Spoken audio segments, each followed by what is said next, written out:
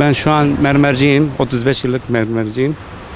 Şu an depremzedelerin mezarlarını yapıyoruz. Aynı zamanda bu heyecanı daha atlatamadık. Bazı mahallede çalışmamız oldu. Şu ana kadar 15-20 tane oldu. Çok konuşacak artık söz bulamıyorum. Çok kötü bir, şiddetli bir sarsıntı. Geçmiş olsun Türkiye'mize, geçmiş olsun.